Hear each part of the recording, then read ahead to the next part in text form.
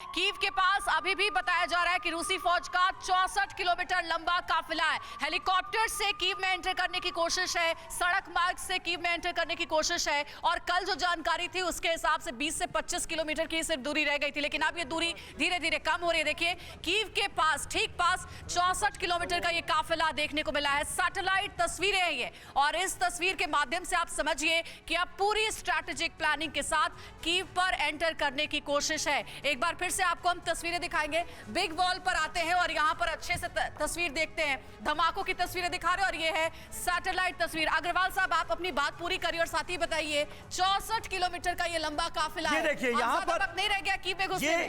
ये तस्वीर जो है ये लगातार काफिले की है। ये देखिए आप जिस तरफ नजर दौड़ाएंगे काफिला लंबा काफिला नजर आ रहा है। ये तस्वीरें जो हैं माफ कीजिएगा पुरानी हैं, क्योंकि इस काफिले के ऊपर काफी नुकसान टर्की के निर्मित ड्रोन जो यूक्रेन ने इस्तेमाल किए हैं उन्होंने किया है। उनकी तस्वीरें भी पब्लिक डोमेन पे हैं। वो तस्वीरें आई थी, हमने दिखाई थी 2 दिन पहले, लेकिन ये तस्वीर नहीं आई है और ये बता रही है कि काफिला अभी भी आगे बढ़ रहा है। देखिए टोटल डिस्टेंस इतना था कि वो एक रात में कवर हो जाता, नहीं हो पाया। आज तीसरा दिन है इस काफिले को बढ़ते क्यों हुए। इतना लंबा समय लग रहा है? 64 किलोमीटर का लंबा लग रहा है, रेजिस्टेंस काफी है। और मैं यहाँ ये कहना चाहूँगा कि पुतिन जो है वो मानवता पे बहुत प्रहार कर रहा है, और अमेरिका जो एक डेमोक्रेटिक कंट्री है वो डेफिनेटली ये सोच रहा है कि नुकसान बहुत हो चुका है, अब उसको बंद किया जाए। लेकिन कल की बैठक में सेफ कॉरिडोर देने की बात कही गई थी जो सिटीजन तो पुतिन तो झूठ बोल रहा है। वो कहा 3000 जो है हमारे स्टूडेंट जो है नहीं सर, लेकिन अग्रवाल साहब ये कह रहे हैं कि पुतिन की तरफ से पीस ऑफर तो खुला है। खुला नहीं है उसको नाटो का खतरा ही था पहले। सारन बच गया, सारन बच गया, चुका था,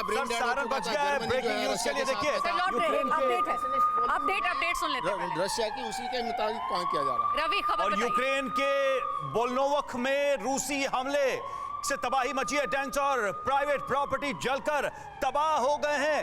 यहां हर तरफ तबाही के निशान है। सर, जो बात आप कह रहे थे पूरी करिए। क्या रूस पर यकीन करें अभी भी, जबकि सारे डेमोक्रेटिक कंट्रीज जो हैं वो कह रहे हैं कि भाई शांति होनी चाहिए, युद्ध बहुत हो गया। देखिए, मैंने पहले भी कहा था ये लव एंड वॉर में सब कुछ मंजूर है। साम दाम दंड भेद, ये सारी नीतियां लगातार चली जा रही हैं। पीस की उन्होंने पहले ही पहल कर रखी थी। सब कुछ विश्व को बता रखा था रशिया ने कि हम क्या चाहते हैं। ईस्टवर्ड नाटो का जो नोटिफिकेशन, ये तो दादागिरी है। आप जो चाहते हैं हो, नहीं तो पीस ना हो। ये बात तो अमेरिका भी कर What kind of this world order is? What kind of this world order is? World order बिल्कुल क्लियर है। जो दादागिरी चलेगी। दादागिरी अमेरिका की चल रही है, रूस की अभी चल रही है नहीं यूक्रेन पे। यूक्रेन पे, जिसका कारण पूरा 1990। कल को ताइवान पे चाइना की चलेगी, नेपाल पे चाइना की चलेगी। आप मुझे जवाब देने देंगे या नहीं? नहीं तो फिर मैं नहीं सर, जवाब दीजिए, मैं एग्जांपल दे रहा हूँ। नहीं, आप मुझे बोलने नहीं दे रहे। देखिए, इस दादागिरी की बुनियाद पूरी दुनिया में क्लियर है, सारे एकेडमिक्स को क्लियर है, सारे स्ट्रेटेजिक थिंकर्स को क्लियर है।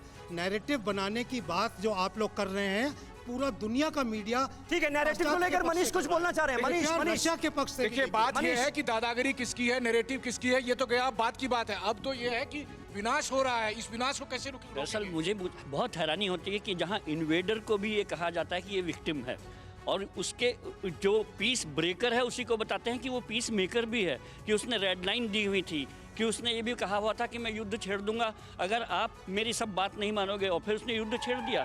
परवाह देश की, सोमवार से शुक्रवार रात 10 बजे TV9 भारतवर्ष पर।